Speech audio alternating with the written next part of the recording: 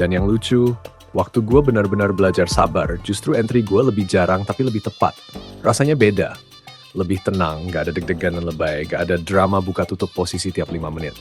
Karena sabar itu bikin lu objektif. Lu tahu kenapa banyak scalper gagal? Bukan karena mereka nggak bisa baca chart, tapi karena mereka nggak bisa baca diri sendiri. Kalau lagi capek, jangan trading. Kalau lagi kesel sama orang rumah, jangan trading. Kalau lagi ngerasa pengen buktiin diri, apalagi jangan trading. Market nggak tahu lu lagi bad mood, tapi dia bisa manfaatin keputusan impulsif lu. Bajak laut tua pernah bilang kalau kru lagi emosi, kapal jangan berlayar. Karena satu orang panik bisa bikin satu kapal karam. Dan dalam trading, kru itu pikiran lu sendiri. Gue sekarang lebih sering nahan entry daripada maksa entry. Dan itu bukan karena takut, tapi karena ngerti nilai timing. Kadang setup terbaik tuh bukan yang paling cepat muncul, tapi yang paling jelas strukturnya. Dalam hidup juga sama bro. Lu nggak nikah sama orang pertama yang ngajak kenalan kan? Lu nggak langsung investasi semua uang cuma karena satu orang bilang ini pasti naik. Tapi kenapa di market kita sering begitu? Karena uang kelihatan cepat. Dan yang cepat itu sering bikin lupa diri. Sabar bukan berarti pasif. Sabar itu aktif mengontrol diri. Dan percayalah, yang bikin scalper bertahan bukan jumlah entry, tapi kualitas kesabaran. Bajak laut tua nggak punya banyak cerita tentang kapal yang dia serbu. Tapi dia punya banyak cerita tentang badai yang berhasil dia lewati. Dan menurut gue, itu lebih keren. Karena bertahan itu lebih susah daripada menyerang.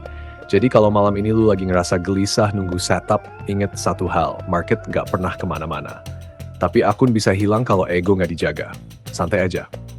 Kita bukan lagi kejar sensasi. Kita lagi bangun kebiasaan.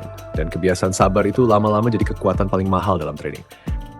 Bro, akhirnya momen yang tadi kita tunggu pelan-pelan itu datang juga.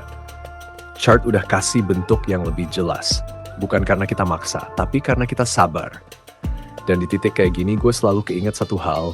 Bajak laut tua itu nggak pernah sombong waktu nemu arah angin yang pas. Dia cuma senyum tipis, rapihin layar, lalu jalan, nggak teriak, nggak pamer. Karena dia tahu perjalanan masih panjang. Trading juga gitu. Kita tadi ngobrol panjang lebar bukan buat kelihatan paling ngerti. Bukan buat sok bijak, tapi karena pengalaman itu mahal. Gue pernah jadi versi diri yang gak sabaran, yang tiap 5 menit buka tuh posisi, yang kalau floating minus dikit langsung panik kayak gas kompor ketinggalan nyala. Dan jujur aja, capek mental, capek ego, capek nyalahin market. Sampai akhirnya gue ngerti, sabar itu bukan gaya. Sabar itu dalam hidup sehari-hari. Lu tanam pohon, lu siram rutin, lu rawat. Gak mungkin tiap jam lu gali lagi buat cek udah tumbuh apa belum. Kalau tiap jam dicek, ya mati.